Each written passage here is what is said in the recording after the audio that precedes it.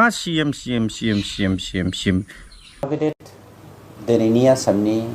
गिबि मन्त्रि बिथां डक्टर हिमन्त बिश्व शर्मा जाय बिथाङा पजिटिभलि आसामनि गासैबो बासिन्दानि थाखाय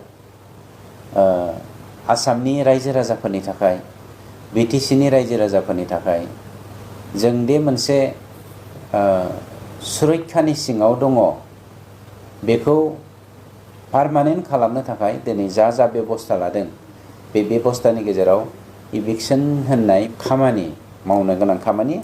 बेबो मोनसे बाहागो बा बेबो मोनसे दफा गतिके इभिक्सननि बेलायाव आसामावहाय चिफ मिनिस्टार बिथाङा जा खामानिखौ मावगासिनो दङ जेनुइन जा खामानि जोंहा बेवहाय जेब्लायबो सापर्ट दंखायोआनो जोंनि बिटिसि सरकाराबो आरो जोंनि बिटिसिनि जेनुइन खामानिनि सायावबो आसाम गभर्नमेन्टआ जेब्लायबो सापर्ट दङ हेल्प मैयानि जथुम्मानि गेजेरजों बिथाङा खोब एप्रिसिएसन खालामदों जे जोङो हानि बेलायावहाय खोब मोजाङै खामानि मावलांगासिनो दङ होननानै दा नैबे बेलायाव इभिक्सननि बेलायाव जोंनि सरकाराबो मालाबाबो कमप्रमाइज खालामा 2006 मायथाइनि उननि जायफोरा हाग्रा दानदों बिथांमोना गोबाङा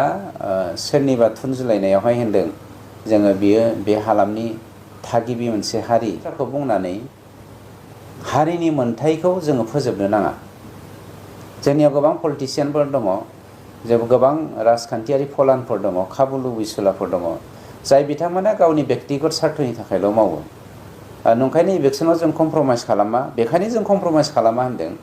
दिनै बिपिएफनि गोबां दालालफोरा हाजार लाख बिगा हाखौ दखल खालामनानै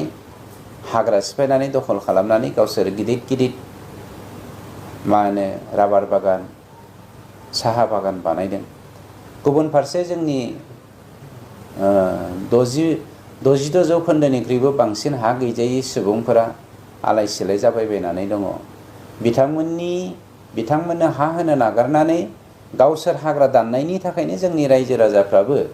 गावनि हाखौ फाननानै दिनै हाग्रा दाननो स्टार्ट खालामदों बेखौ जों कमप्रमाइज खालामा बेखौ जों इभिक्सनखौ खालामखागोन दा आं बेनिखायनो मोनसेल' खावलायदों जायफ्रा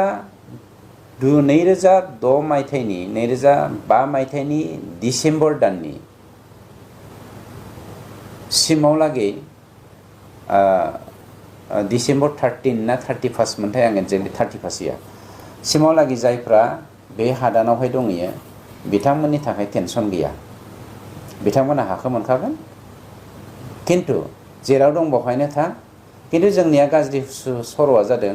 मोनसे हाखौ सिफायखांबा बेखौ फाननानै गुबुन हाखौ दानहैयो बेफोरबायदि दालालफ्रासो दिनै जोंनि गेजेराव दावराव खालामगासिनो दङ आरो बे सरलपारा उल्टापानि एरियानि बाथ्रायाबो बेनो बे जोंनि चिरांनि नैबे चिरां रेन्जनि आन्दाराव हाजो सेरावहाय माखासे हाग्रा सिफायनायाबो बेनो बे